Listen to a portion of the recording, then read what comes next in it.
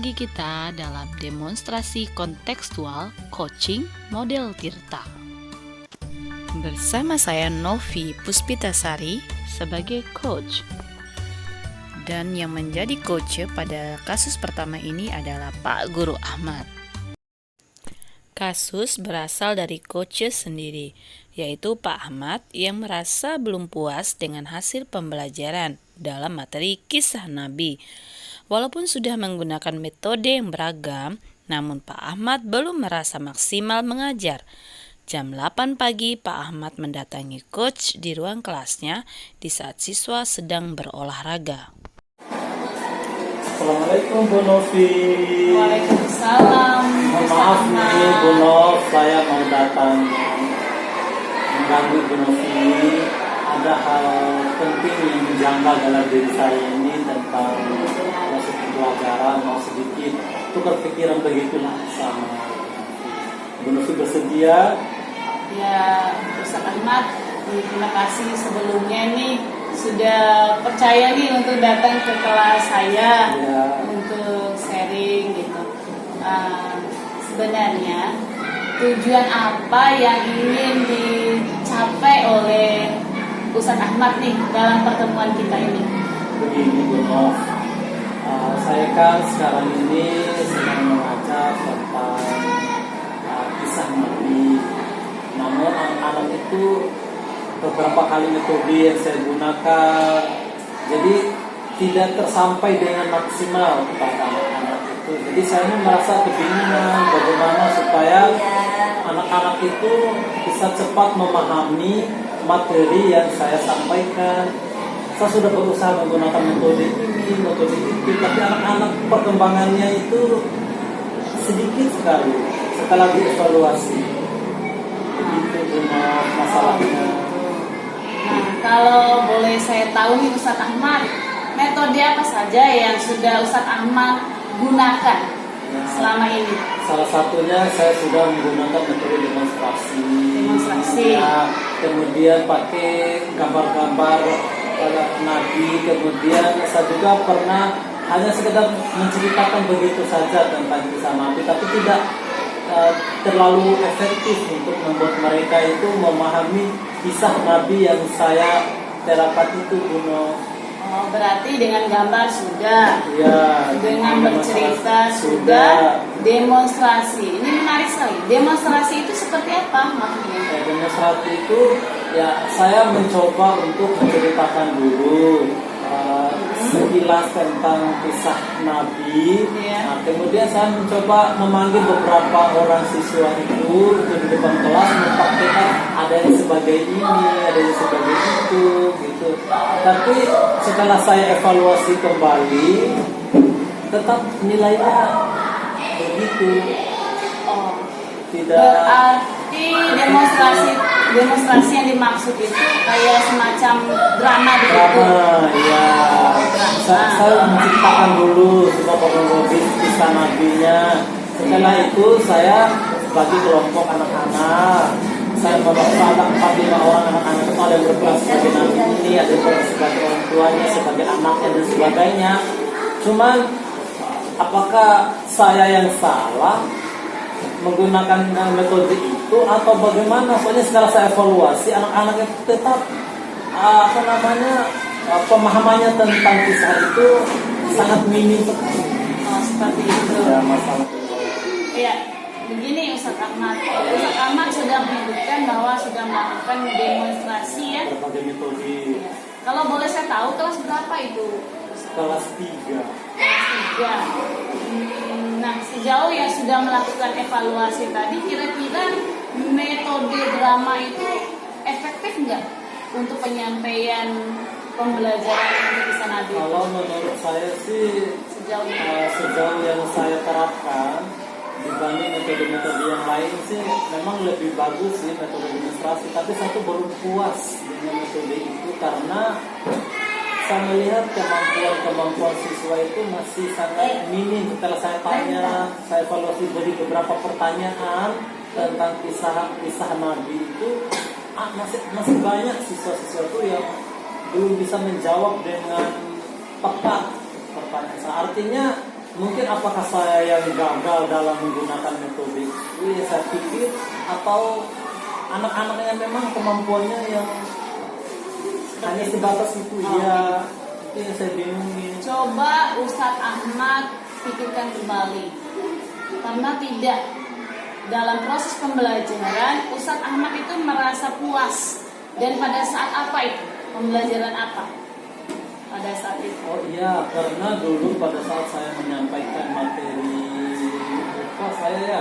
pada saat saya menyampaikan materi tentang apa namanya kemarin tata wudhu, saya menggunakan video pembelajaran.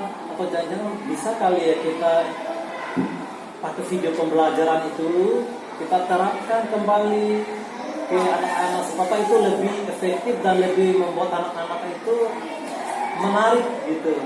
Iya, itu bagus sekali Ustaz Ahmad.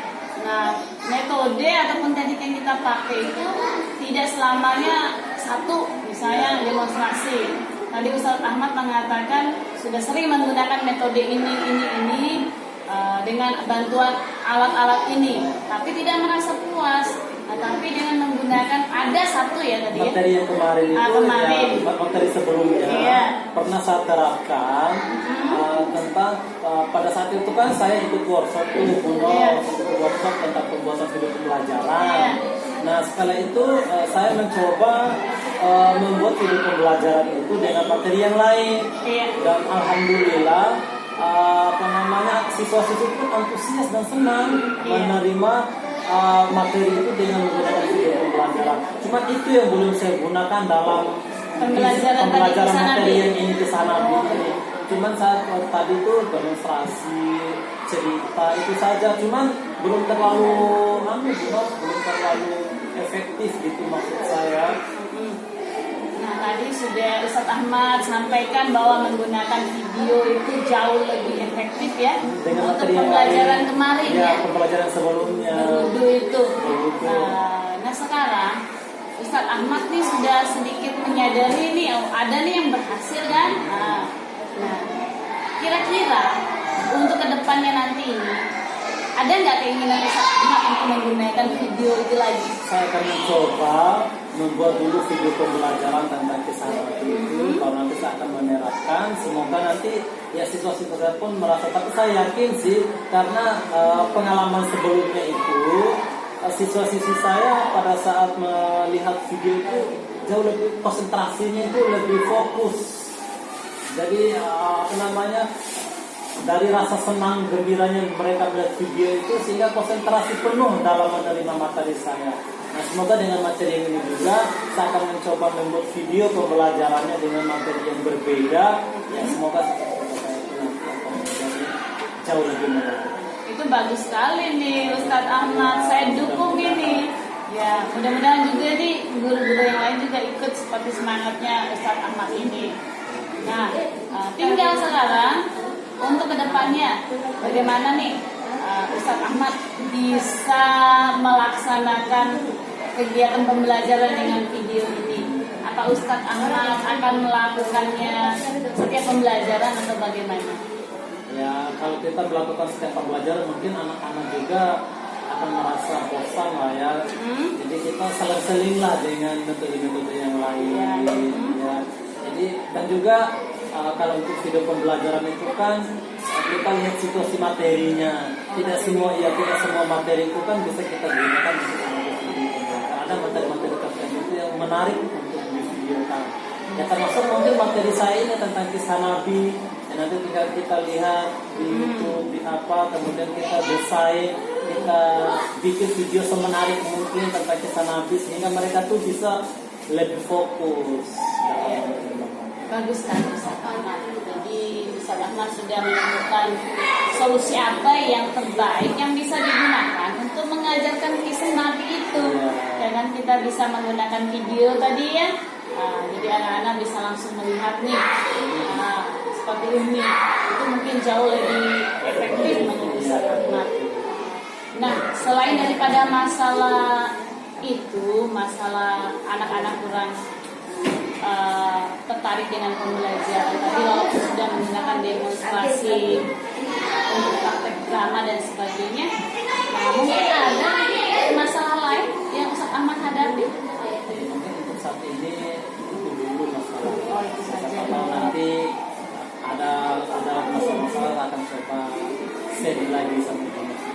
kasih banyak Ibu Novi. Iya, sama-sama telah nih. memberikan solusi.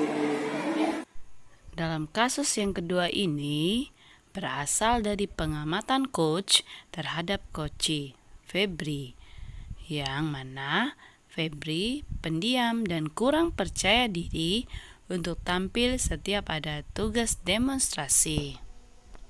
Febri, nih, terima kasih anakku Febri sudah memenuhi panggilan ibu Naya. Ya, Febri, ibu melihat, Naya, melihat Febri itu di dalam kelas itu pemalu, kadang pendiam. Sebenarnya kenapa sih, kalau boleh ibu tahu, bisa nggak diceritakan sama ibu? Kan ibu lihat nih Febri kalau disuruh apa-apa nih, kadang tidak berani nih tampil ya. Itu bisa diceritakan ada penyebabnya atau tidak? Sampai takut gitu, apa kira-kira? Merasa malu.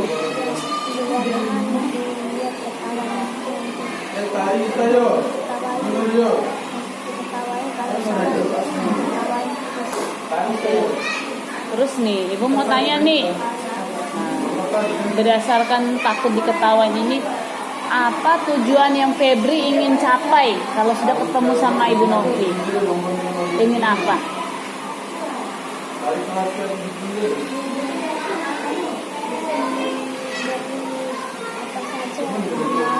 Oh gitu, ingin mendengarkan nasihat dari ibu begitu. Maksudnya supaya Febri bisa tidak malu lagi, seperti itu. Nah, ibu mau tanya nih, kalau di pelajaran guru yang ada di sekolah ini, Febri itu paling suka pelajaran apa? Matematika, mulok,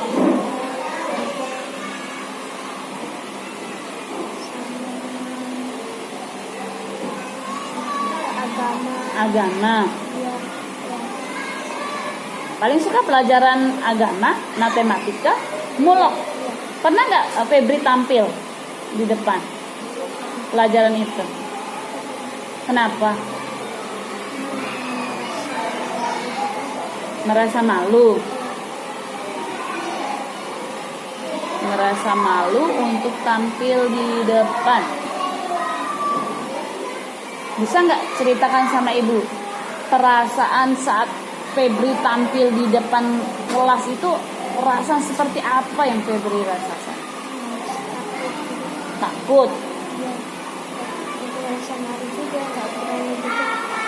Takutnya karena apa? Takut salah.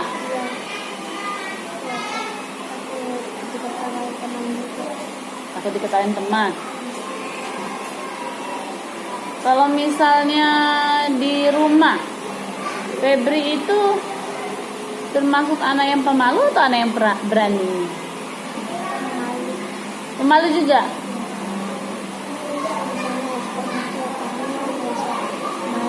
Sama orang tua? Pernah nggak bicara sama orang tua? Ma, Febri ini takut akan sesuatu. Pernah nggak nah seperti itu? Cerita. Belum pernah cerita. Sama mama atau sama papa itu? Kalau di rumah itu Febri nyamannya sama siapa? Sama kakak? Oh, nyaman sama kakak. Kakak yang mana itu?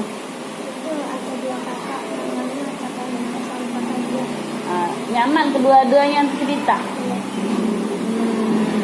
Terus kalau di rumah itu belajarnya itu siapa yang bantuin? Kakak Nita. Oh, Kakak Nita. Ada nggak kata-kata yang Kakak Nita sampaikan ke Febri yang Febri masih ingat? Apa?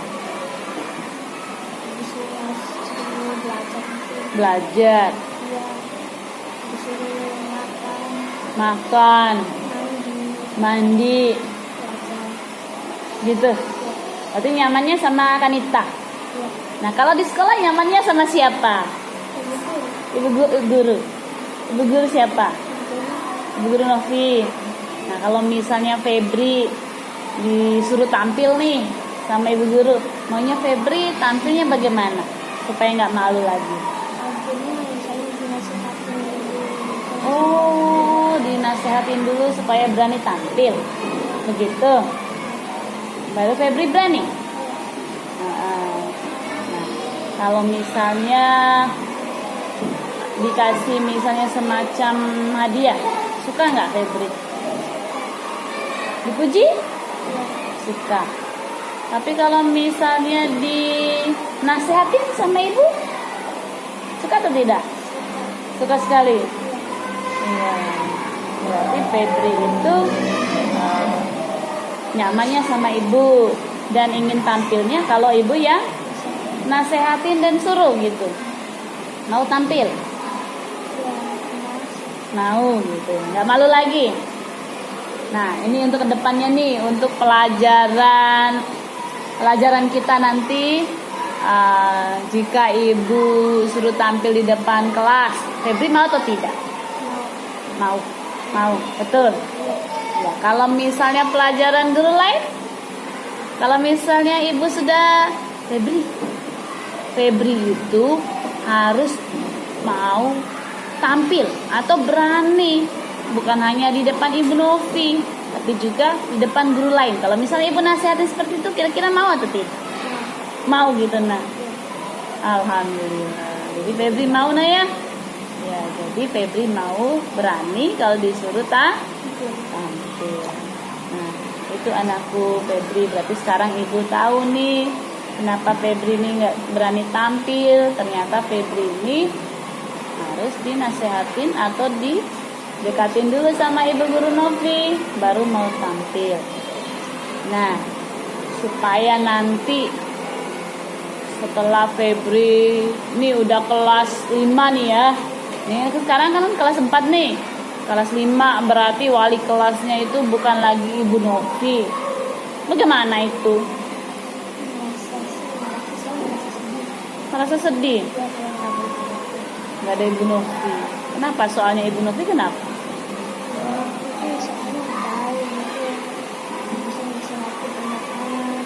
Oh gitu, nah ya.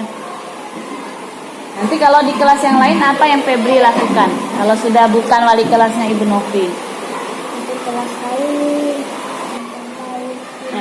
pintar. memberi apa-apa buat Orang lain seperti itu. Apa lagi? belajar itu duduk diam. Kalau lagi ibu guru yang Nasihati? ya lagi ngomong gitu Dengarin. Tapi mau tampil kan? nah, Mau ya? Nah, nggak malu lagi? Iya, syukur, alhamdulillah. Febri anakku, siapapun gurunya, siapapun wali kelasnya, yang penting kita itu tampil, tunjukkan kemampuan kita, Febri. Ya, tidak usah pikirkan ini saya ini salah nih, pasti saya salah. Kalau kita pikirkan kita salah dulu, kita nggak jadi tampil dong, kan begitu. Ya seperti itu kan Febri.